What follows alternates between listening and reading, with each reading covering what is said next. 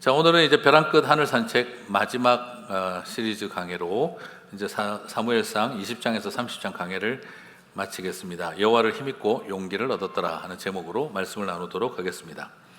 자, 지난 주일에 나누었던 것처럼 이제 다윗과 부하들이 블레셋 편이 되어서 동족 이스라엘과의 전쟁에 나갔다가 블레셋 방백들의 거절에 의해서, 반대에 의해서 결국 지금 자기들의 주둔지인 시글락으로 돌아오게 되었습니다. 사실 다윗은 마지막 고비를 넘겼습니다.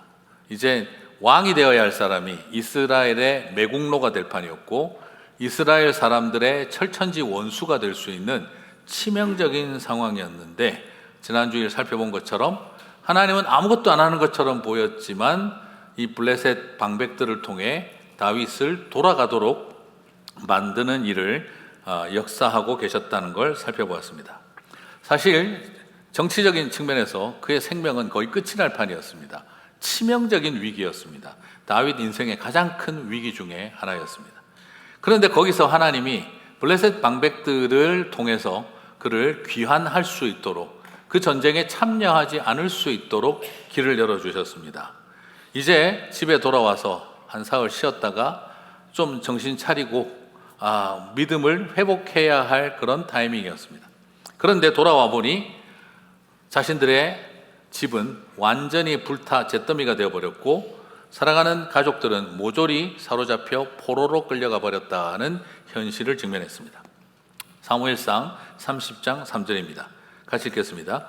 다윗과 그의 사람들이 성읍에 이르러 본즉 성읍이 불탔고 자기들의 아내와 자녀들이 사로잡혔는지라. 이스라엘과 전쟁에, 동족과 전쟁하는 자리에 블레셋 편이 되어서 섰다는 그 기가 막힌 현실을 경험했습니다. 동족과 원수가 될 판이었죠. 그나마 쫓겨나서 전쟁은 하지 않고 돌아왔으니 이제 집에 와서 좀 가정에서 위로도 받고 힘을 얻으려고 했는데 집이 다 불타버렸습니다. 거기다가 아이들은 모조리 다 사로잡혀가 버렸습니다. 여성들은 연로하든 젊든 하나도 남기지 않고 다 잡아가 버렸습니다. 어떤 느낌이 들었을까요? 이거 내가 무슨 벌 받았나?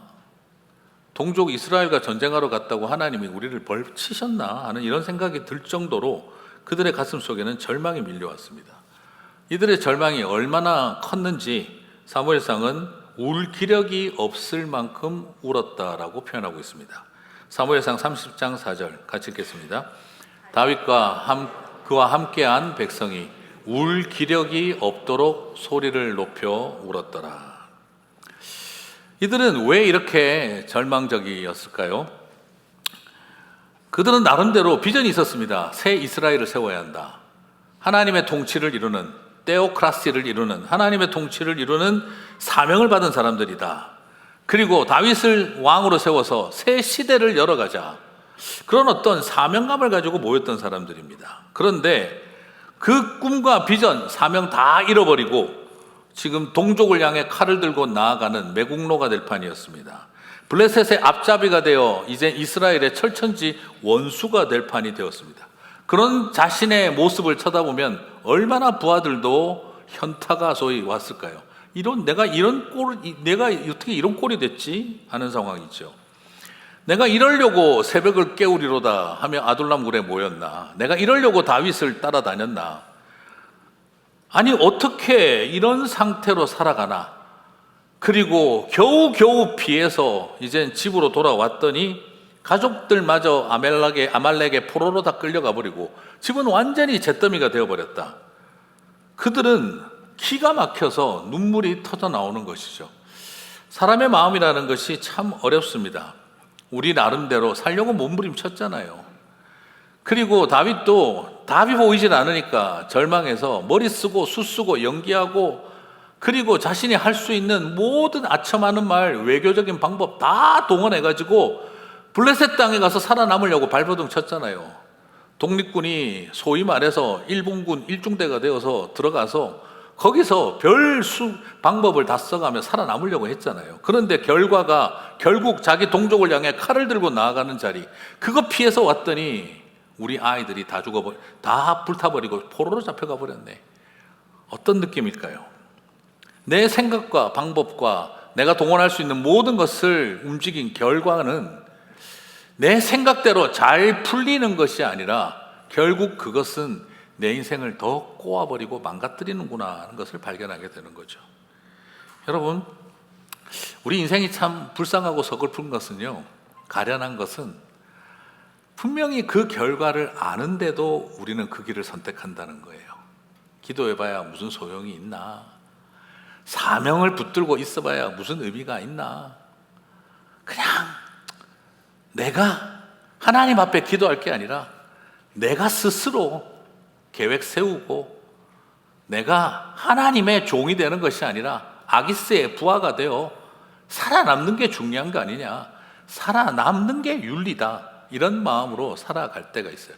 그 결과가 뻔히 보이는데도 우리는 그게 괜찮을 것 같아요. 왜요?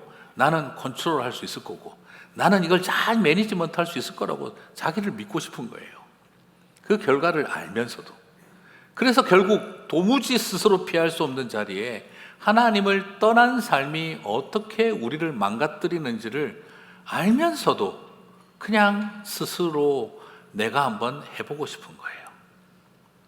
망해도 내가 하고 망하는 게 낫다. 경험도 좋은 일이지. 그리고 걱정 마. 나는 컨트롤 할 수 있어. 나는 매니저 할 수 있어.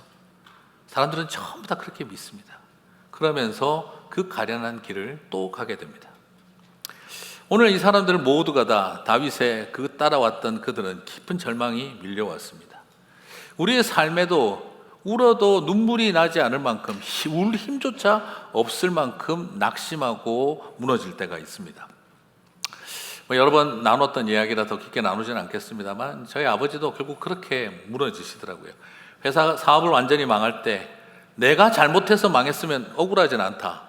이 시대와 이 세상이 왜 나를 이렇게 망하게 만드느냐. 나는 못 죽는다. 나는 못 죽는다. 그러면서 어떡하든지 나는 재기하고 살아남을 거다. 그냥 뱅크럽시 해버렸으면 괜찮으실 텐데 거기서 아버지의 그 상한 마음이 불법과 편법을 쓰기 시작을 하신 거예요. 30년 지기 고등학교 때부터 형님 동생하고 지내왔던 후배에게 야 회사 이름 바꾸고 회사 대표 CEO 네 이름으로 바꿔놓자. 그리고 나서 이 회사를 좀 지켜다오. 내가 어떻게든지 방법을 찾아가지고 다시 돌아올 테니까 그때까지만 맡아다오. 그리고 아버지는 열심히 뛰어다니며 재기를 노력하셨습니다. 계획대로 잘 되는 것 같았고 뭔가 풀리는 것 같았어요. 그러나 세상 일이 사람 일이 그렇게 녹록하겠습니까? 결국 30년 믿었던 그 형님 동생도 돈 앞에서는 다 무너졌습니다. 종업원 임금 3개월 체불하고 아버지 이름으로 리스한 기계들 대금 하나도 안 내고 지하시장에 팔아버리고 그리고 부동산 다 정리하고 야반 도주해버렸습니다. 그 이후로 밀려오는 저희 아버지의 도덕적 상실감, 세상이 나를 망하게 만들었다가 아니라 나 혼자 심중에 이르며 머리 쓰고 자기 자신을 가스라이팅 하면서 괜찮을 거야. 잠시만 지나면 그 결과는 완전히 망하는 길. 이제는 세상이 나를 망하겠다가 아니라 나의 얕은 수가 나를 망치고 가족들을 파괴시켰다 하는 절망이 밀려오신 거죠. 그리고 마지막 믿었던 할머니 모든 아버지 재산 정리하셔서 서울로 떠나버리시고 난 다음 저희 아버지는 돈 때문에 어머니와 자식의 관계가 깨지고 돈 때문에 30년 형님 동생도 깨지는 것을 보고 난 다음에 저희 아버지는 완전히 울 힘이 없을 만큼 무너지시는 것을 옆에서 봤어요. 그때 제가 처음으로 무슨 생각이 들었냐 그러면 사전에서 보던 널브러진다 하는 말 아시죠?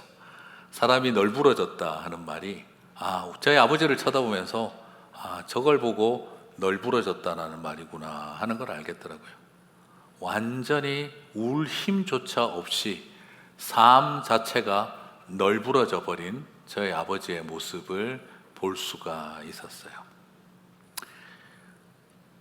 그걸 알면서도 그렇게 될 걸 알면서도 나는 잘 매니지먼트 할 수 있을 거야. 컨트롤 할 수 있을 거야. 오늘 그 결과는 다윗 한 사람이 아니라 모두가 절망하는 자리로 이끌어갔던 것이죠. 사랑하는 성도 여러분, 어쩌면 이런 우리의 삶의 이야기가 저와 여러분 안에도 있을지 모르겠습니다.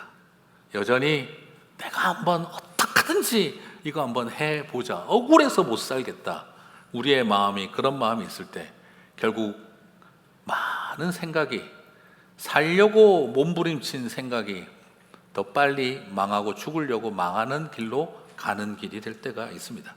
다윗의 모습이었고 우리의 모습이기도 합니다. 사람이 울 기력이 없을 만큼 절망했습니다.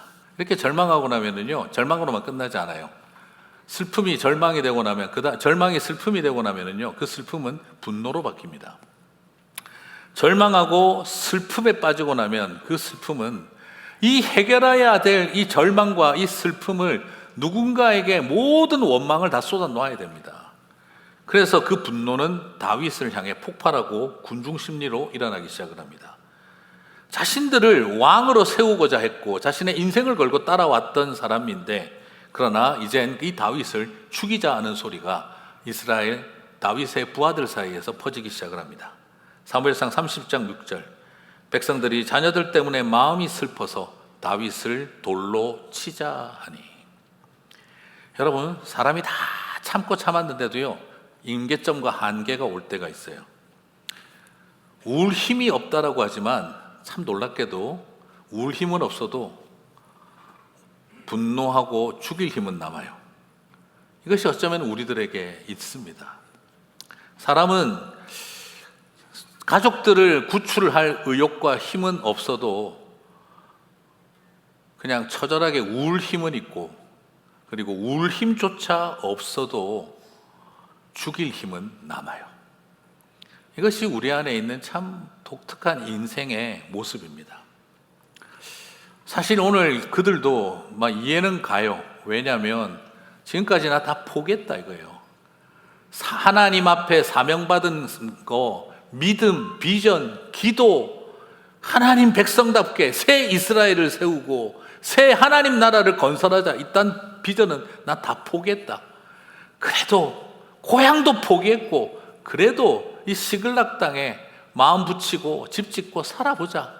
그래, 하나님 나라를 향한 비전, 하나님이 나를 부르셨다는 소명, 하나님이 나에게 맡기주셨다는 어떤 나의 미래, 이런 거 내 다 내려놓고 이젠 됐다. 그냥 남의 땅이지만 집 짓고 우리 자식들 등 따숩고 배부르면 그걸로 족하다.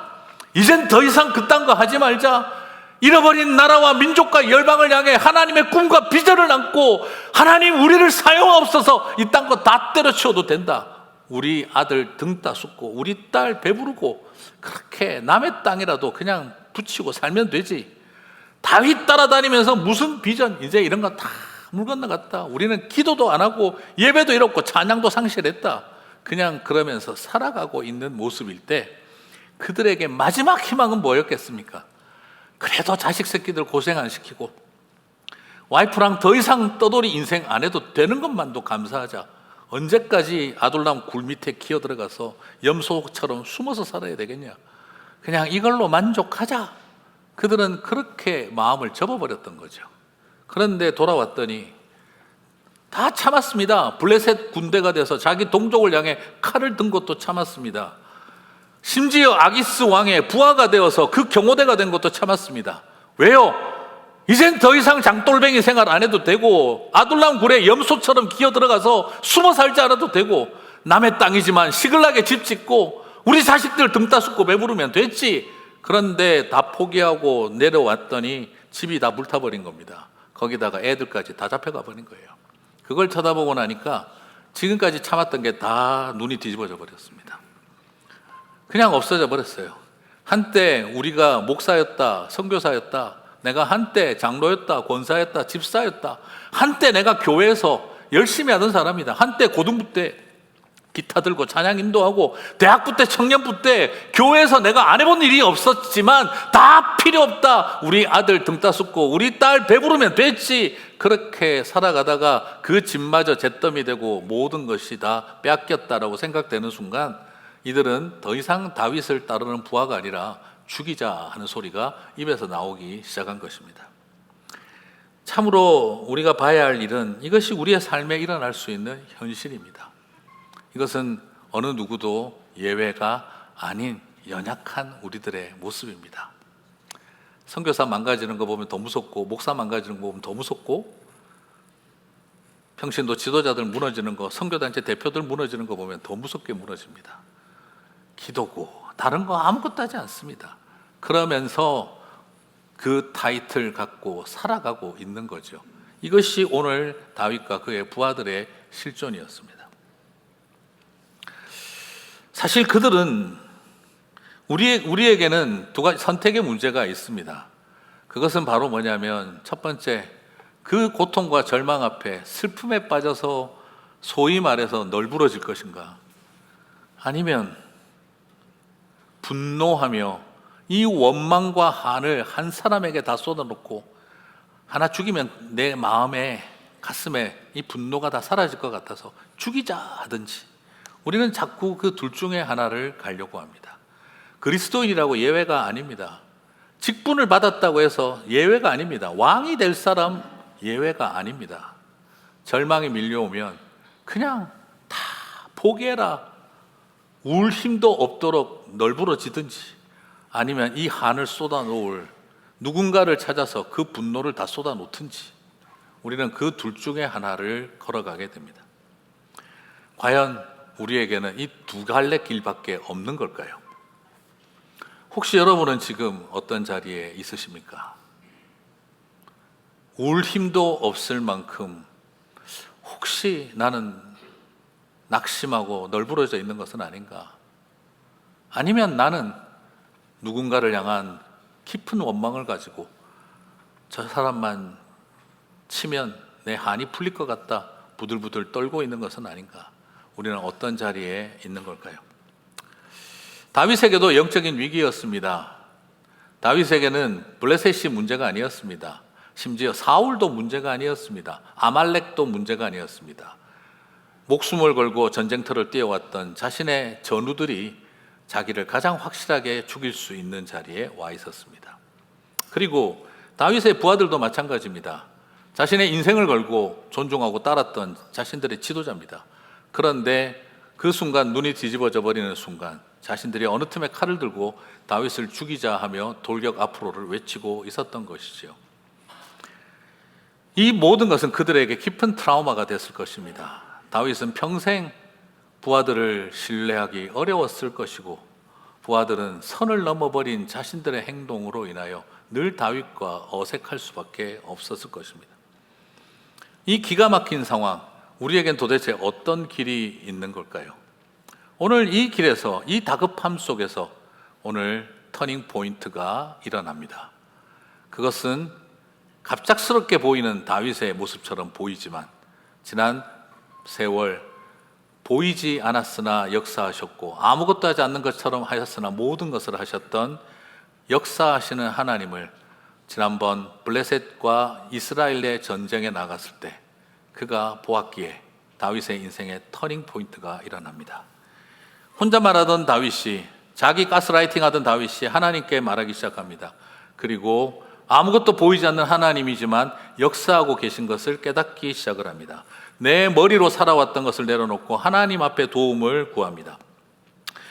하나님을 향한 블레셋 방백들에 의해서 쫓겨나고, 지난주에 나누었던 아기스 왕에게 들었던 말이 하나님의 음성이었음을 깨달았던 다윗은 이제 이 기가 막힌 상황에서 절망하고 낙심하기보다 여호와 하나님을 힘입어 용기를 얻습니다. 사무엘상 30장 6절입니다. 같이 읽겠습니다. 백성들이 자녀들 때문에 마음이 슬퍼서 다윗을 돌로 치자 하니 다윗이 크게 다급하였으나 그의 하나님 여호와를 힘입고 용기를 얻었더라. 지난주 블레셋 방백들에게 쫓겨나고 아기스 왕에게 들었던 말이 하나님의 음성이었다는 것을 우리가 모르면 지금 여기서 다윗이 왜 갑자기 생뚱맞게 이렇게 돌변했는지 우리는 알 수가 없었을 것입니다. 그 시간들을 통해 그는 아무것도 하지 않는 것처럼 보였으나 블레셋 방백들을 통해 자신을 돌아오게 만들어 주셨고, 가드 왕 아기스를 통해 네가 새벽을 깨워야 한다는 그 헌신했던 사람이 아니냐, 하나님께로 돌아가라는 음성을 들었던 다윗이었습니다. 이 상황이 딱 생겼을 때 백성들은 눈에 보이는 것 때문에 절망했지만 다윗은 이제 눈에 보이는 것을 넘어서 볼 수 있는 눈을 갖게 된 것이죠. 지난주에 믿음이 뭐라고 했습니까? 다르게 볼 수 있고 다르게 해석할 수 있는 능력이라고 말씀드렸죠. 지금 부하들은 잿더미가 됐다, 끝났다, 내 사랑하는 가족들이 다 포로로 잡혀갔다, 이제 우리는 다 끝났다, 눈에 보이는 대로 봤습니다. 그러나 다윗은 이제 믿음으로 해석하는 법을 회복되어진 것이죠. 다르게 해석할 능력이 지쳤었는데, 이젠 다르게 해석하는 일을 피곤하게 생각했는데, 이제 지난번 블레셋에서 쫓겨나서 내려오면서 그는 다르게 해석할 수 있는 능력을 회복한 것입니다. 잿더미가 된 것이 아니라 이젠 우리가 이곳에 살아야 할 사람들이 아니라 예루살렘으로 가야 할 사람들이라는 것, 그들이 사로잡혀 갔다가 아니라 그들이 살아있다라고 본 것입니다. 부하들은 포로로 잡혀갔으니 끝났다라고 생각했으나 다윗은 살아있다면 살려내어야 한다 하는 사명을 다시 발견하게 된 것이죠. 왜냐? 그때 다윗은 이제 알게 된 겁니다. 블레셋 사람들에게 나는 리젝티드 됐는 줄 알았더니 그게 아니라 하나님이 그 무지막지한 민족과의 전쟁에서 나를 레스큐, 구출해 주신 거였구나. 그러나 한 가지 더 알게 된 것입니다. 이제 우리 가족들을 구출하라고 보내어 주셨던 거구나. 이제 그는 자신만, 부하들만 레스큐드 된 것이 아니라 이제는 포로로 잡혀간 우리의 가족들을 레스큐해야 한다는 하나님의 인도하심을 그가 깨닫게 된 것입니다. 왜냐? 일반적으로요, 전쟁을 하게 되면은요, 그 당시 고대 사회는 진멸전입니다. 다 죽여버립니다. 마을을 불태우고 집을 불태우고 그 집에 있는 식솔들을 모조리 다 죽여버리는 것입니다. 그런데 아말렉이 일반적이지 않게 지금 전쟁을 한 거예요. 저도 이해가 안 가요. 왜 이 여성들과 아이들을 포로로 잡아갔는지. 물론 팔아서 돈 되게 하자 이런 의도도 당연히 있겠지만 고대 사회의 전쟁의 특징으로 본다면 이건 진멸전으로 가야 돼요. 그러면 완전히 배우자와 아이들까지 다 죽였어야 돼요. 그런데 다윗이 딱 와서 보니까 아말렉과 우리의 관계라면 분명히 남은 가족들 다 죽였을 것인데 한 명도 시신이 없는 거예요. 다 잡아간 거예요. 이거는 뭐냐? 하나님이 하신 일이다라고 깨달은 것입니다. 하나님, 그들이 잡혀갔다라고 생각하지 말고 그들이 살아있다라고 생각하자. 그러면 나에게 주어진 이 하나님이 나를 여기에 오게 하신 일은 살려내라 하는 것이 메시지라는 것을 깨달은 것이죠. 사랑하는 성도 여러분, 저는 오늘 이것을 바라보면서 많은 부하들이 눈앞에 보이는 현실 때문에 절망하고 분노했지만 다윗은 이 모든 것이 보이지 않는 중에 일하시고 들리지 않는 중에 말씀하시는 하나님의 섭리라는 것을 깨달았을 때 그는 여호와를 힘입어 용기를 얻었다라고 고백하고 있는 것입니다. 사랑하는 성도 여러분, 솔직히 이야기해서 저는요, 이게 지금 사탄이 완벽한 계획을 세운 거예요. 완벽한 계획을 세운 거예요. 무슨 말이냐면 이제 다윗을 완전히 그 뿌리부터 흔들어 버리는 거죠. 근간을 무너뜨리는 건데 다윗에게 블레셋 사람의 편이 돼서 이스라엘과 전쟁터에 나가게 만들었어요. 그러면 어떻게 되죠? 동족을 죽인 철천지 원수가 되겠죠. 그러면 그 동족을 죽이고 있는 사이에 아말렉이 시글락으로 와서 자기 가족들을 다 죽여버렸다면, 여러분 이건 지금 어떤 느낌일까요?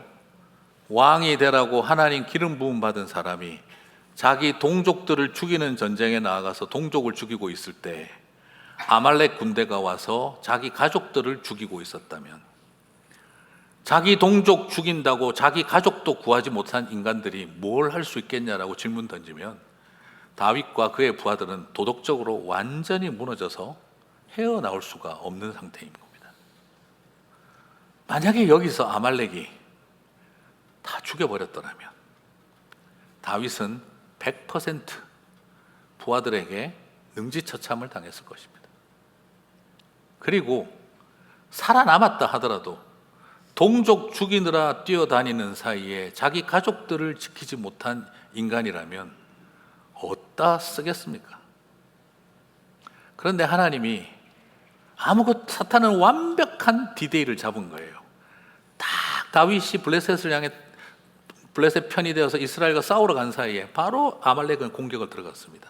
이제 다윗의 인생은 끝장이 났다라고 딱 하는 사탄의 디데이였어요. 그런데 그날은 하나님의 디데이로 바뀐 겁니다. 블레셋 방백들의 두려움 때문에 다윗은 전쟁터에 있지 않고 돌아오게 됩니다. 돌아와서 보니 막 잡혀간 가족들, 하나님은 아말렉에게 무슨 마음을 심어주셨는지 안 죽이고 다 살려놓고 잡아갔어요. 따라가서 구출할 수 있는 시간을 준 거예요. 다윗은 그 짧은 순간에 눈앞에 보이는 것들을 바라보고 슬퍼하고 분노하는 부하들의 모습이 아니라 하나님이 이제 이 땅을 떠날 때가 되었음을, 우리가 있어야 할 곳은 예루살렘이라는 것을, 그리고 여기에 우리를 보내주신 것은 살리라고 보내주신 거구나. 그는 그 순간 여호와를 힘입어 용기를 얻게 된 것입니다. 사랑하는 성도 여러분, 이렇게 보이지 않고 느끼지 못하지만 역사하시며 그 역사하심을 멈추지 않는 하나님이 저와 여러분의 웨이메이커 되시는 하나님이신 줄 믿습니다. 오늘 그것이 저와 여러분이 바라보는 소망이 되었으면 좋겠습니다. 그가 용기를 얻었습니다. 하나님의 백성에게 이젠 이 절망적 상황이 이젠 내가 절망할 상황이 아니라 용기를 내어야 할 상황이구나, 전혀 다르게 해석할 수 있는 능력이 나타난 것이죠. 사랑하는 성도 여러분, 믿음은 다르게 해석할 수 있는 능력을 회복하는 것입니다. 오늘 저와 여러분에게 그 은혜가 함께 하시기를 바랍니다. 용기를 얻은 그가 한 행동은 무엇입니까? 자, 일어나라, 가자. 영화 대사에서 본 것처럼 들어가자 이러고 그냥 몰고 나간 게 아니었어요. 그는 여기서 다시 머리 쓰고 힘 쓰고 외교적인 방법 쓰고 그렇게 나오지 않습니다. 이제는 그가 용기를 얻었지만 하나님 앞에 엎드립니다. 우리가 지난 세월 살펴봤던, 우리가 지난 8주 동안 살펴봤던 찬양이 멈추고 기도가 멈추어 버린 다윗이 이제 드디어 여호와의 이름을 부릅니다. 에봇이 있었지만 기도할 마음이 없었던 다윗이었습니다. 제사장이 있었지만 예배를 드릴 마음이 없었던 다윗이었습니다. 하나님이 기름 부은 받은 종이지만 하나님의 이름을 부르지 않았던 다윗입니다. 그런데 그 다윗이 이제 용기를 얻고 하나님을 찾습니다. 사무엘상 30장 7절 8절입니다. 다윗이 아히멜렉의 아들 제사장 아비아달에게 이르되 원하건대 에봇을 내게로 가져오라. 아비아달이 에봇을 다윗에게로 가져가매, 같이 읽겠습니다. 다윗이 여호와께 묻자와 이르되 내가 이 군대를 추격하면 따라잡겠나이까 하니 여호와께서 그에게 대답하시되 그를 쫓아가랴. 내가 반드시 따라잡고 도로 찾으리라. 이것은 오늘 무엇을 말합니까? 찬양, 영적 침체에 빠졌던 다윗이 이제 에봇을 들고 하나님 앞에 기도하기 시작했다는 것입니다. 에봇이 있어도 기도할 마음이 없었던 다윗이었습니다. 심중에 혼잣말만 중얼거리며 자기 자신을 가스라이팅 하던 사람이었습니다. 해봐야 소용없다, 너는 죽을 거다, 끊임없이 자기 자신을 가스라이팅 해왔던 사람입니다. 그런데 그가 주님의 뜻을 구합니다. 영적 침체가 끝이 나고 하나님과 대화와 친밀함을 회복합니다. 그리고 놀라운 것은 이런 다윗을 향해 하나님께서 뭐라고 대답하십니까? 이 군대를 쫓아가면 내가 미칠 수 있겠습니까? 따를 수 있겠습니까? 따라잡을 수나 있을까요? 라고 물었어요. 그러나 솔직히 다윗의 마음에 뭐가 있었을까요? 따라잡을 수 있느냐가 중요한 것이 아니죠. 내 새끼들이 살아있겠습니까? 우리 배우자들이 살아있겠습니까? 그들을 내가 살려올 수 있겠습니까? 더 그걸 물어보고 싶지 않았겠어요. 그러나 차마 물어보지 못하는 다윗은 따라잡을 수는 있겠습니까? 라고 물어볼 때 하나님은 다윗의 마음을 너무 잘 아십니다. 뭐라고 말씀하십니까? 따라잡을 수 있는 것이 아니라 반드시 너는 따라잡을 것이고 그들을 모두 구출하여 돌아오리라. 사랑하는 성도 여러분, 나는 따라잡을 수나 있나 싶은데 우리 주님은 따라잡을 수 있는 게 아니라 그들을 모두 돌아오게 하리라. 사랑하는 성도 여러분, 오늘 이렇게 역사하시는 하나님이 저와 여러분의 하나님이신 줄 믿습니다. 오늘 주님 앞에 여러분 나아가셔서 나는 내 인생을 살아가며 따라잡을 수나 있을까 싶은데 하나님은 그런 나에게 따라잡는 게 문제가 아니라 아무도 상하지 않고 데려오게 하리라 응답하시는 분이십니다. 오늘 저는 이런 하나님이 너무 감사하고 좋습니다. 생존이 목적이 되어 영적 침체에 빠지고 하나님 앞에 실망하고 사람에게 지쳤을 때 자기의 말만 의지하며 자기가 자신에게 하는 말만 들으며 살아왔던 다윗이 이제 하나님 앞에 엎드렸습니다.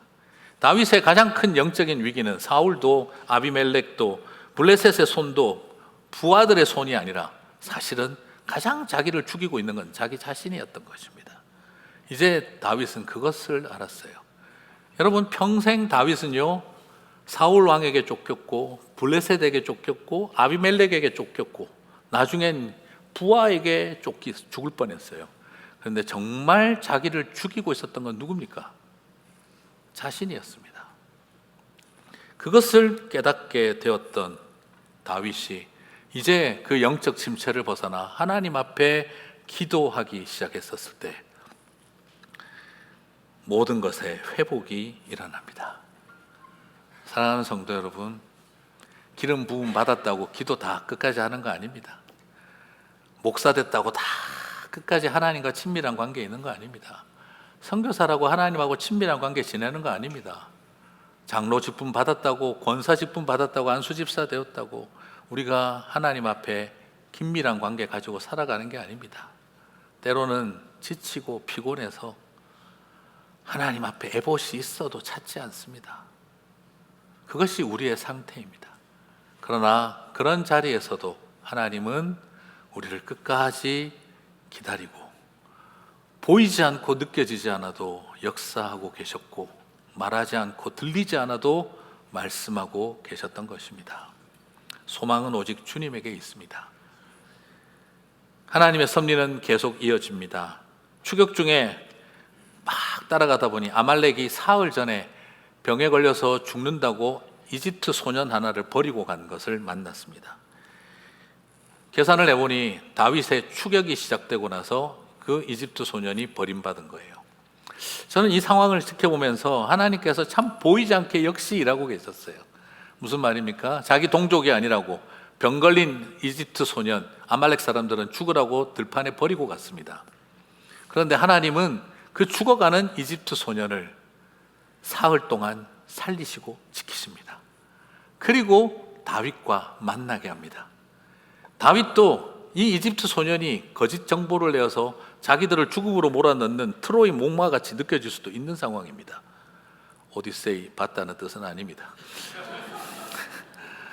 그럼에도 불구하고 보긴 봤네. 네. 하지만 오히려 하나님이 섭리하셨다는 것을 믿고 다윗도 그 이집트 소년을 살립니다. 그 결과 이집트 소년 덕택에 모든 아들과 딸들을 살려냅니다. 아말렉의 역사는 불태우고 포로로 잡아가고 죽어가는 자를 버리는 삶이었습니다. 그러나 하나님은 살려놓으셨고 죽어가는 이집트 소년을 살리셨고 다윗으로 하여금 그 이집트 소년을 살리게 해서 자신들의 아들과 딸을 살리게 하셨습니다. 하나님은 아무것도 하지 않는 것처럼 보였으나 모든 것을 살리고 계셨습니다. 사랑하는 성도 여러분, 왜 유대인이 아니고 이집트 소년입니까? 이방인의 도움을 받아 내 자녀들이 삽니다. 유대인들을 살렸습니다. 하나님은 이 섭리를 통해 다윗을 가르치고 있는 것이죠. 사랑하는 성도 여러분, 오늘도 우리의 삶 속에 우리는 살리는 길을 갈 것인가? 우리는 널브러지고 절망하고 죽이려는 길을 갈 것인가? 이제는 세 번째 길을 발견합니다. 나는 깊은 절망에 울 힘이 없도록 낙심하고 무너지는 길을 자리에 있을 것인가? 아니면 이 분노와 절망을 쏟아놓을 원수를 찾아서 미워하며 살 것인가? 아니면 살아있다는 희망을 붙들고 살리는 길을 걸어갈 것인가? 사랑하는 성도 여러분, 저와 여러분이 제 3의 길을 걸어가게 되시기를 주님의 이름으로 축복합니다. 말씀을 마무리하겠습니다. 하나님은 사흘 전에 블레셋에게 거절당하게 해서 돌아오게 하셨습니다. 그리고 자신의 가족들이 다 잡혀간 것을 보고 하나님이 그들을 구출하라고 거절당하게 하셨구나 하는 것을 다윗에게 깨닫게 하셨습니다. 그리고 그 섭리 속에 어쩌면 동족을 죽이고 동족 죽이느라 자기 가족들 죽는 거 모르고 그렇게 무너졌을 다윗을 동족도 살리고 가족도 살리고 죽어가는 이집트 소년도 살리고 그 덕택에 우리 자녀들도 다 살리고 부하들도 살리고 이스라엘도 살리는 길을 걸어가게 되었습니다. 하나님은 하나도 하는 일이 없는 것처럼 보였습니다. 그러나 모든 것을 하셨습니다. 그 하나님이 역사하십니다. 저는 우리 젊은 사람들이 많이 부르는 웨이메이커라는 찬양이 있죠. 거기에 이런 가사가 있습니다. Even when I don't see you are working, even when I don't feel it, you are working. You never stop working. 비록 나는 내가 보지 못할 때에도, 그것을 보지 못했을 때에도 하나님은 일하고 계셨고, 내가 전혀 느끼지 못하고 있을 때에도 하나님은 일하고 계셨으며 결코 멈추지 않고 결코 멈추지 않으며 여전히 역사하고 계십니다. 저는 이 찬양을 부를 때마다 얼마나 감사한지 모르겠어요. 그것을 깨달은 다윗이 결국에는 고백합니다. 여호와께 돌아가자. 여호와 앞으로 하나님, 이제 더 이상 내가 나를 인도하지 않겠습니다. 주님이 나를 인도하옵소서. 우리 주님의 은혜가 그렇게 역사하신 줄 믿습니다.